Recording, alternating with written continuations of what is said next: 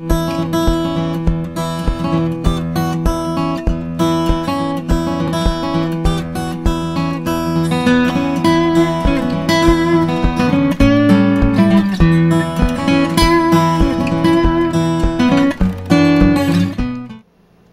Brewtubers, Barry here. Happy Homebrew Wednesday. Hopefully I'll get this one up on time this week. I'm going to do this, at least part of this Homebrew Wednesday is kind of show and tell, because as some of you may know, I'm starting to build a keezer to put my beer on tap finally. I've gotten so many good reviews out of it that I just want to put it on tap so I can brew more and not have to bottle condition every batch. So I'm going to go ahead and first show you the inside of what I got for the inside, and then I'll show you all the stuff for the collar. So as you see here, I have two kegs which are from a new sponsor of the brewed palette called cornykeg.com. I'll put a link below, and of course add their logo to the outro of this video. So as you see in here, I have both two kegs. They're Coke kegs, not Pepsi kegs. So they're a little bit shorter and a little bit wider, which is a little bit of an inconvenience, but the price was really good, and because they're a sponsor, I get a little bit more of a discount, but their price is overall really good. So again, cornykeg.com. And their shipping is pretty quick, so you got your order and it'll probably ship within the next day or so, which is awesome. So as you see here, for the two kegs, I also got the gas and beer fittings. I should have got the ones with quick disconnects, but for now I'll use what I have, and then later on I'll cut the hose off if I need to and lose an inch here or there, and then put the quick disconnects fittings on.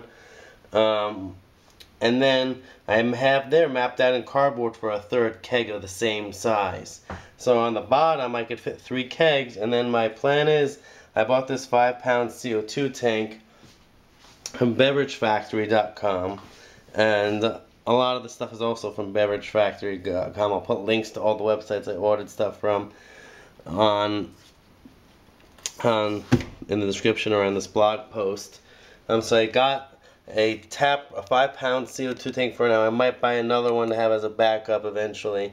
But I got the tap right, a dual regulator, and along with that, here on the floor, just for now, I have I get my whole mess of gas line, which I'm gonna have to cut up.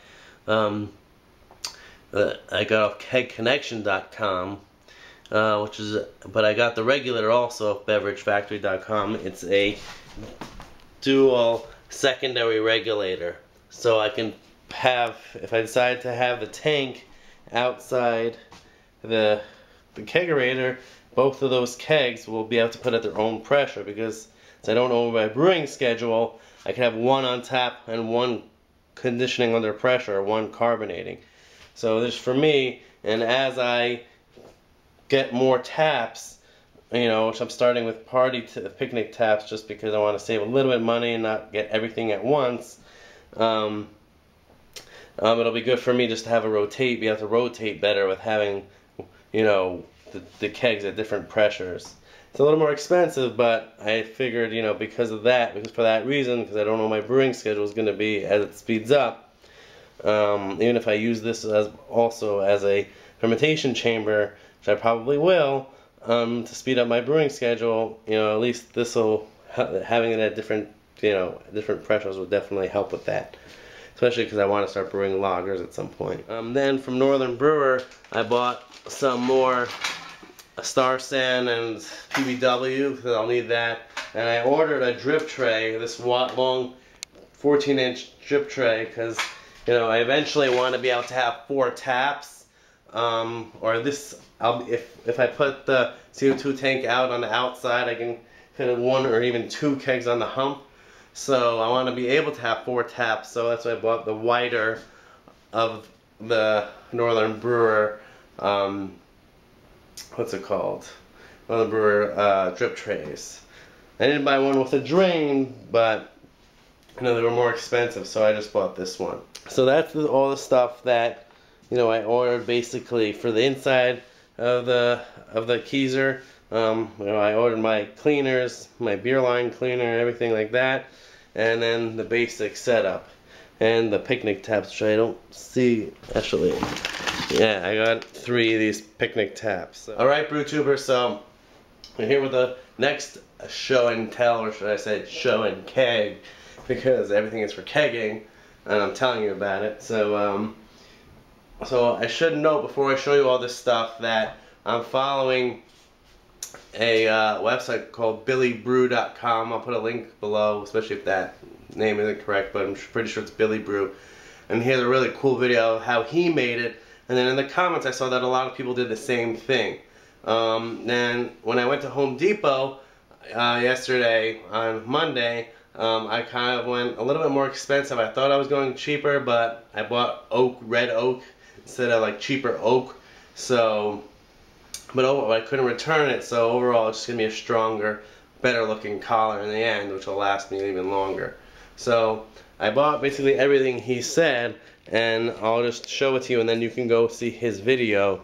And of course I'm going to document my putting my kegerator, my collar and my kegerator together.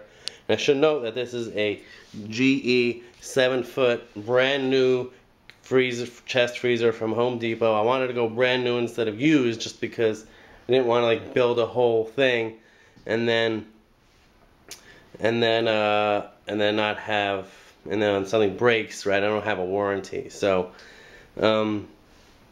so here, as you see, I have the 2x6 pine, which was the cheaper wood, for the inner collar, and then for the outer collar, which I'll tell you more about after I show you all this stuff, because I have big plans, is red oak. So it's really strong, really sturdy, and since I'm not gluing the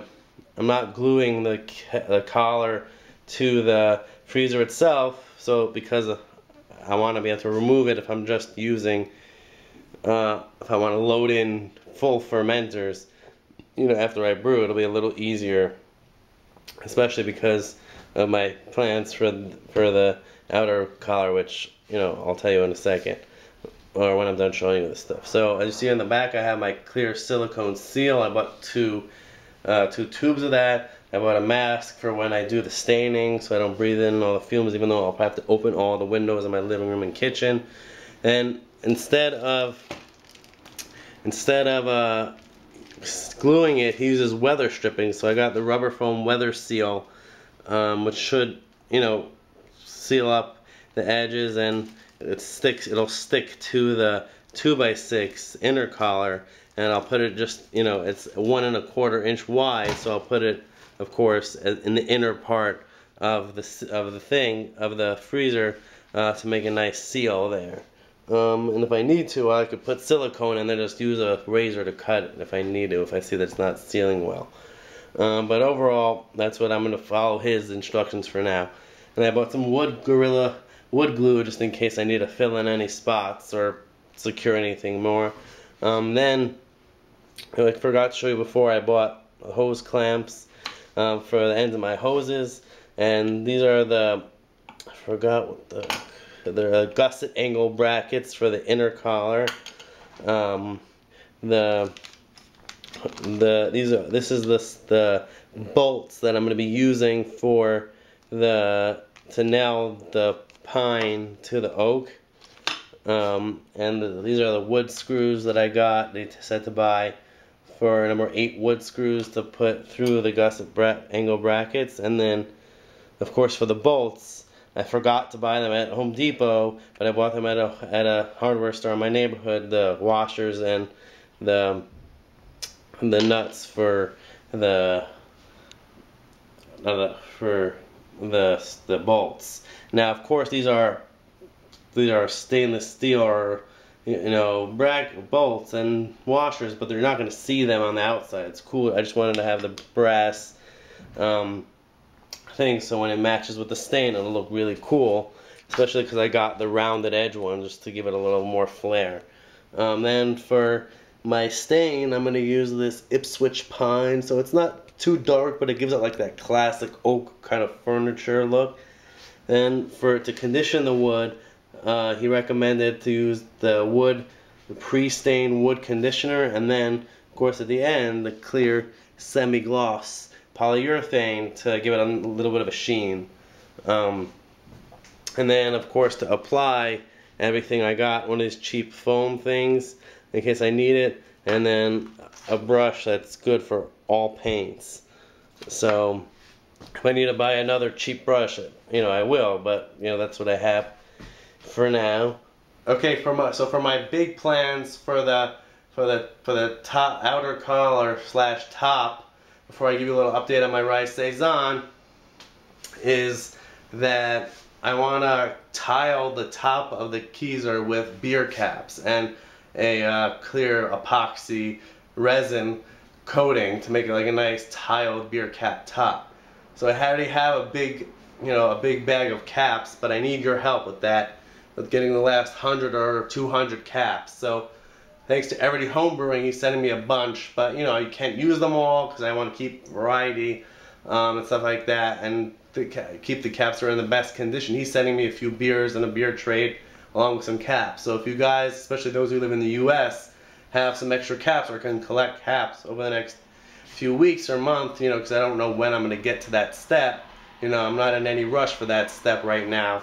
But if you're willing to send me caps, or do a mini beer trade, it's like 3-4 beers and some caps, I really appreciate, unique craft beer only, of course, caps that are in good condition. I'd really appreciate it if you could send me some of those. And if you're interested, just, either email me, I'll leave my email in the description, or leave a comment and then I'll contact you with best way to contact you, and I'll contact you about that. So just to review for the plans is using this 10-inch 1x10, having a cup in it to go over this 2x6, and then 2 inches go below and 2 inches go above. And depending on how much we see sticks up above here, I might need to slice a piece off and just lift it up a bit and secure it on and glue it on to the lid to create a border for the piece of wood that's going to be on top that I'll seal around the edges with silicone to put the tiled beer cap epoxy bar top look. So it should be pretty cool. I was going to put crown molding on, especially because I was planning on getting cheaper wood in the beginning, but now that I bought the red oak and it's going to look so cool with the stain, I really don't want to ruin it or have to spend another $10 on crown molding to make it look more cabinet-like, especially because I'm not going to be, putting wood over the whole keezer. Or like taps on it. I think it's just really cool to pour a beer, put it on tap, especially because I like taking pictures for Untapped and and the beers I drink and showing it to you guys on videos and stuff like that. So that's that. I don't want to ramble on too much because of course I'm going to be probably posting a series of videos of me actually building this. I know there's plenty of videos out there, but not many people have built a keezer like this and live in an apartment in a big city like I do. So shout out to Lucky 13 Brewing, because we're both big city brewers and have really learned to manage our space. So shout out to Kyle, for also pushing the boundaries of his apartment and brewing some really good beer. And I hope I can try some of your beers someday.